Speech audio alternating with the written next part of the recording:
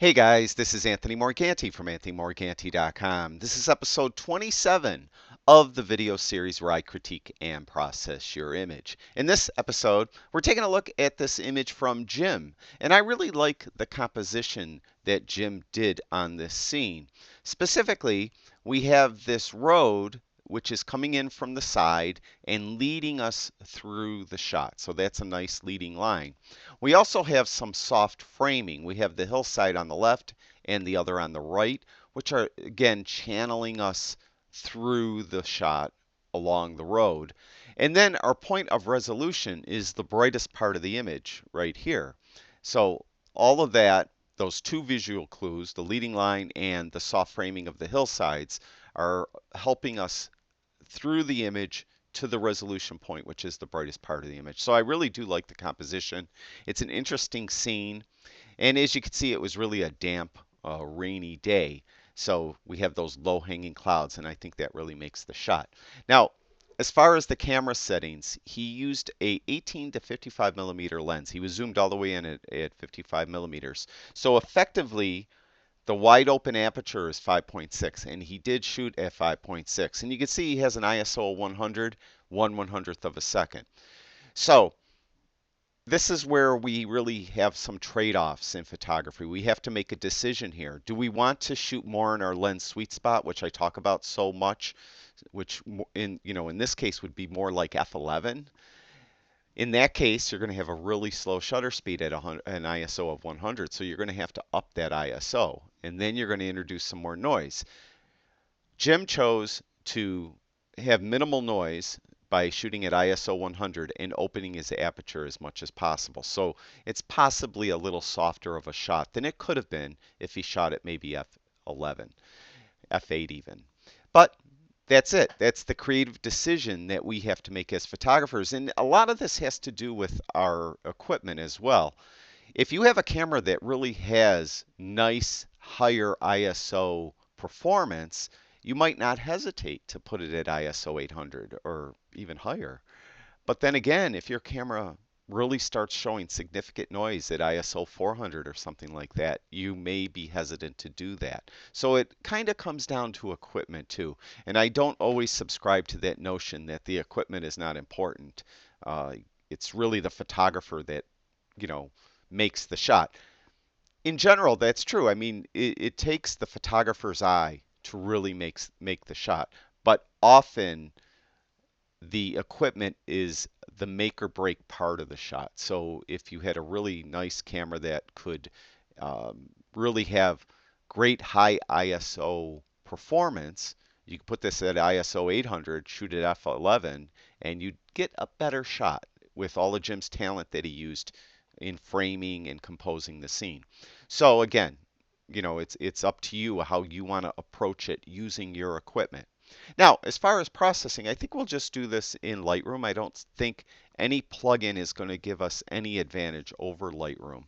And well, first we'll do, like I usually do, I do lens corrections right off the bat. So we'll go to those, and it didn't find the lens profile. I'm just seeing that.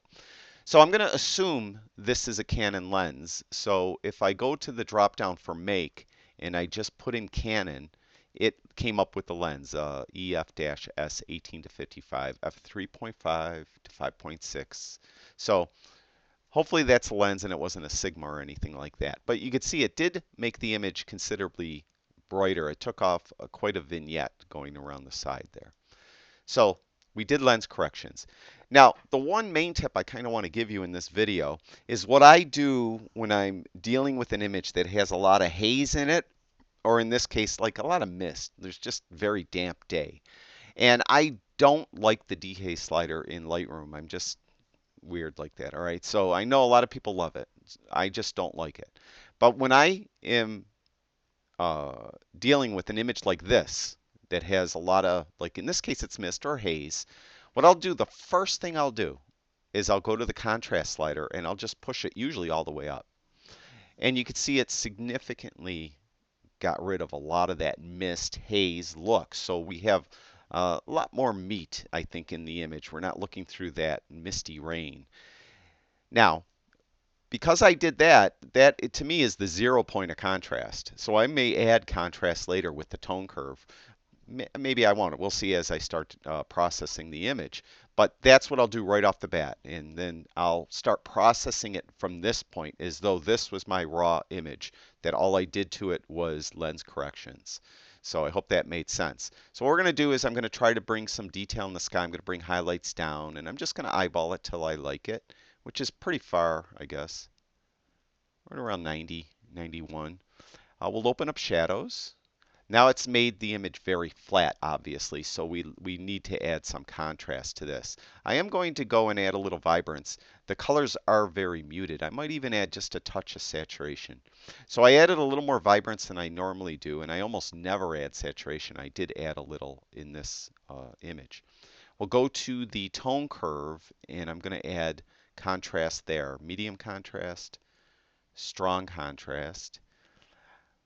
I like strong contrast. I may come back and change that. We'll see. We're going to get a quick white point. I'm going to hold the Shift key in and double click on the word whites, and that brightened it up quite a bit. We'll do the same thing with blacks, and that made it quite dark. I'm going to just double check. I'm going to hold the Alt or Option key in. That's Alt if you have a PC, Option if you have a Mac, and I'm really clipping blacks very lightly down here.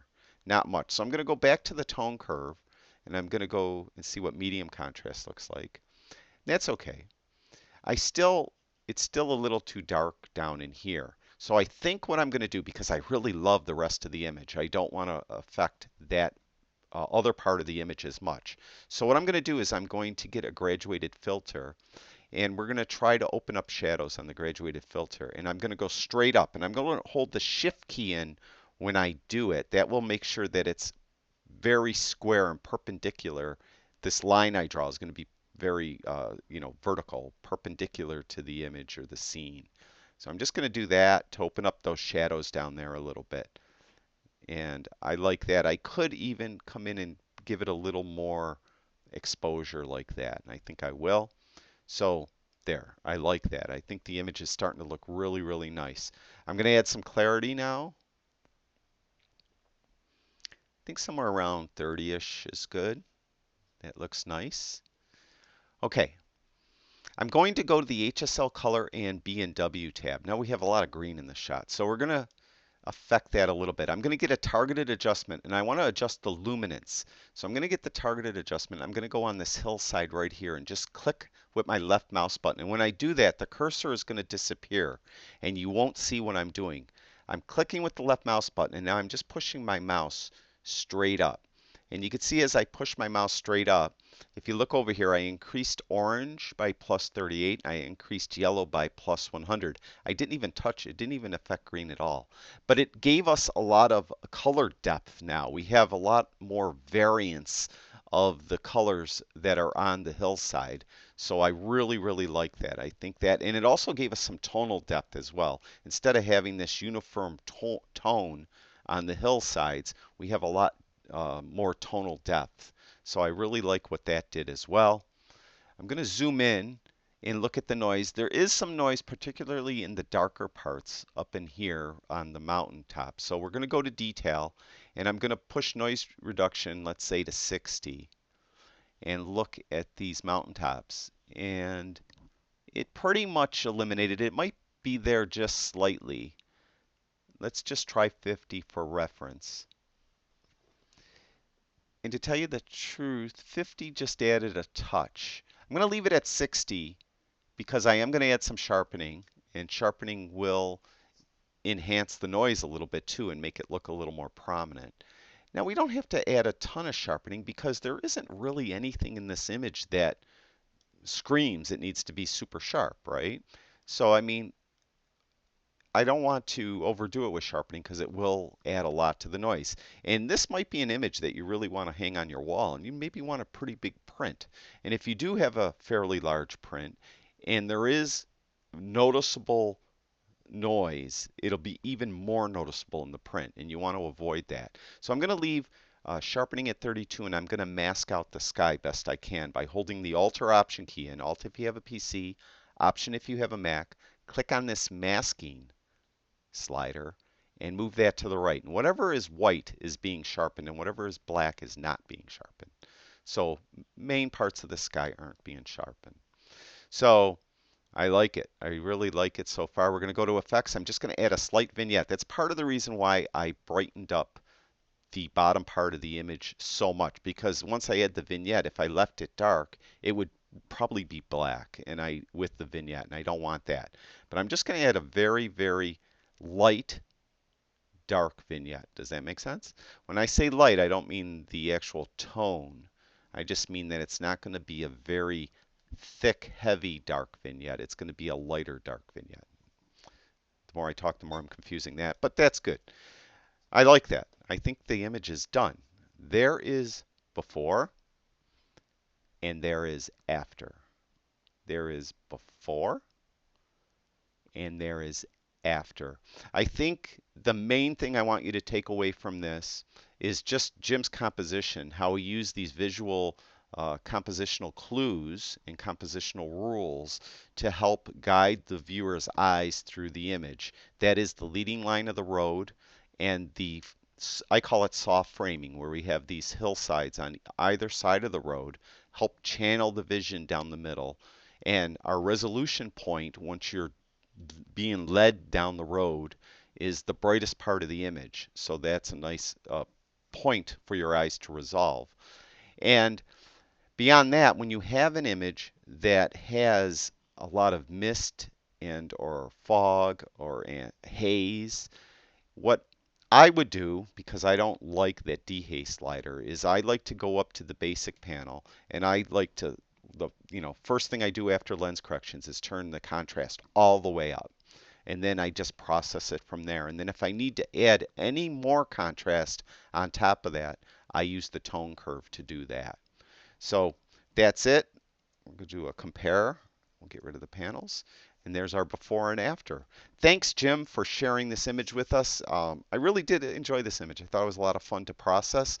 And I hope that helped you guys, especially dealing with images that have a lot of haze and or smog, whatever, fog, whatever you have to deal with. This might help you create a better image in post. Thank you, everyone that follows my videos. I really do appreciate it.